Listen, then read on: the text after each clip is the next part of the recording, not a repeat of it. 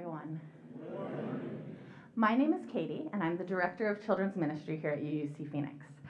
I'd like to invite anyone of any age who would like to maybe listen a little bit closer or just needs to shift position to come up here while I tell my story today. And I do see that a lot of the kids are very invested in coloring sheets, so maybe I'll be up here alone.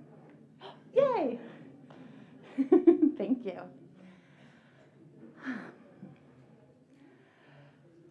Oh, wait, I have something to ask of you all first. So some of you may not know that we don't get packages delivered to the physical church anymore. So Children's Ministry is about to launch into 3 new sessions of new types of programming, and that means lots of supplies are being shipped to my house, which means there's boxes and boxes of supplies in my van. And we have 2 awesome kids, Jonas and Gianna. Gianna's right there. Hi. Who have volunteered to help empty my van after service, but there's like 15 boxes in there. So are there 3 of you who would be willing to hang out with us after service for 10 minutes to move boxes out of my car? 1, 2, 3. Thank you so much. Thank you. I'll stand out in the lobby and we'll all go get the stuff. Community strength? Cool, okay. We're gonna start today by reminding ourselves that sometimes we come into a situation with ideas about what the story is like or what it means or who's in it based on other stories we've been told. In fact, that's what we do every single time we hear a story. We walk in with all of our own ideas. And it's hard not to because you're you wherever you are and you take your experiences with you. But today I'm going to ask you to do the not quite impossible and maybe very difficult, which is to just listen to this story and hopefully open from our biases.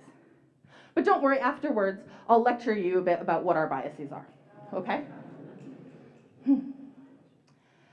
Khadijah was born into a very wealthy family.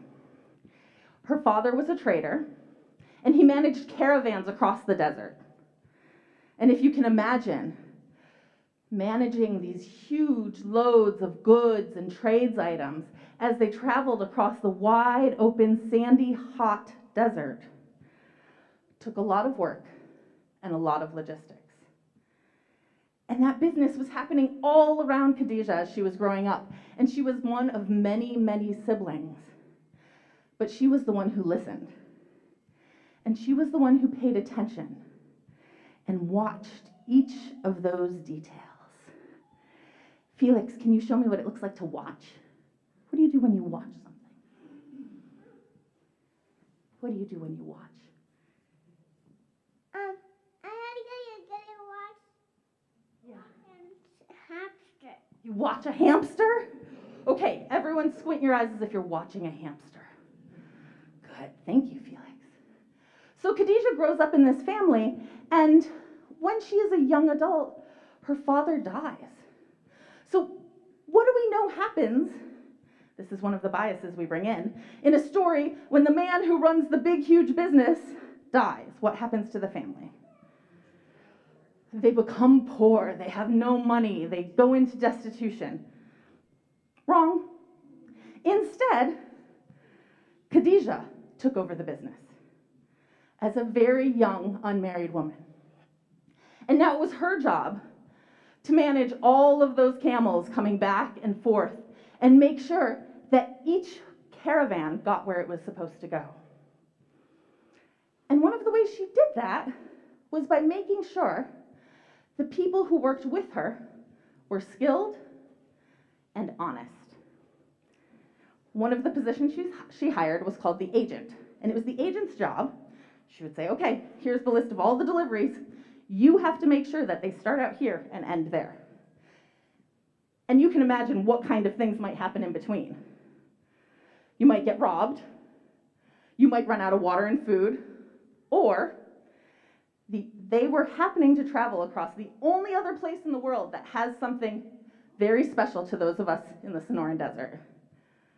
That's a threat to camels and caravans. Do you know what it is? It's not Super Bowl fans.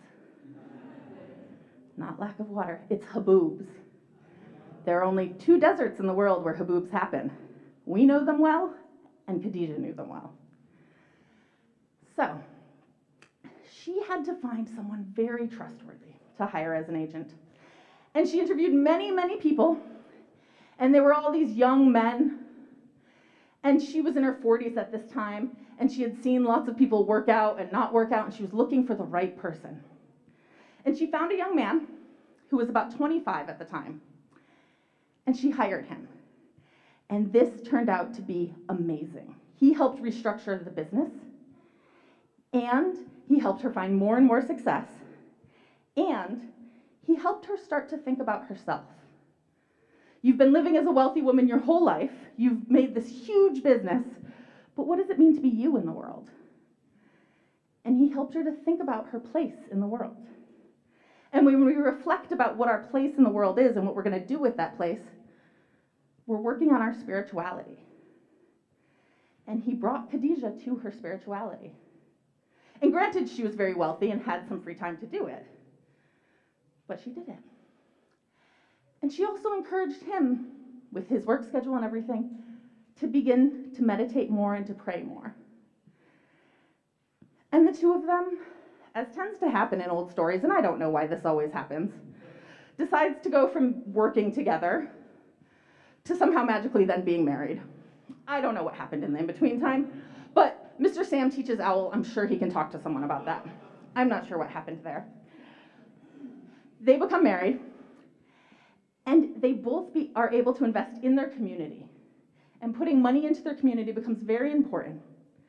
And the other thing they do is work on meditation and prayer and reflecting on their role in the world. And one day, while her husband, once employee, is meditating in a cave, he hears a message, and the message tells him that he is the messenger, that his role in the world is as a prophet. That comes as quite a shock to him. And as you can imagine, he kind of comes out of the cave and is like, whoa, okay. I think someone, maybe God, just told me that my job is to tell other people a message. So who is the first person he goes to? Khadijah. And he says, what do I do? Am I hearing things? Am I crazy? Is this wrong? And Khadijah says, just listen. Just sit and listen. Hold that message. And she asks him a series of questions. Questions like, what if you are the messenger? Haven't you already been the messenger in your life? What messages have you already received that were important?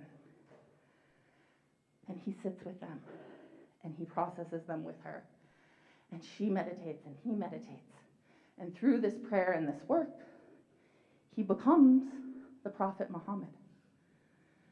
And Khadijah becomes the first wife of the Prophet Muhammad. And they begin in that wealth, Khadijah being born into it, Muhammad having worked up through the ranks and marrying the boss, into the wealth. But eventually, like so many prophets and so many people with important messages to tell the world, they become persecuted. And they have to flee their lives. And part of why they have to flee their lives is because Khadijah keeps giving all their money away and opening her house up to people who need it. And one of the reasons that she's maligned is because of all this charity she does.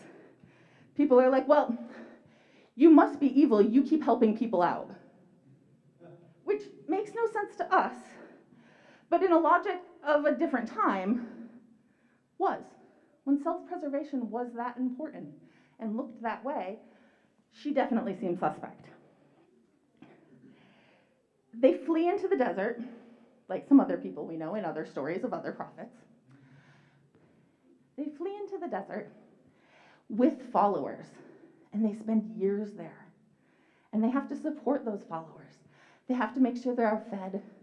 And it's not just about Muhammad and Khadijah's survival, but now it's about survival of this entire community. And Khadijah's wealth slips away.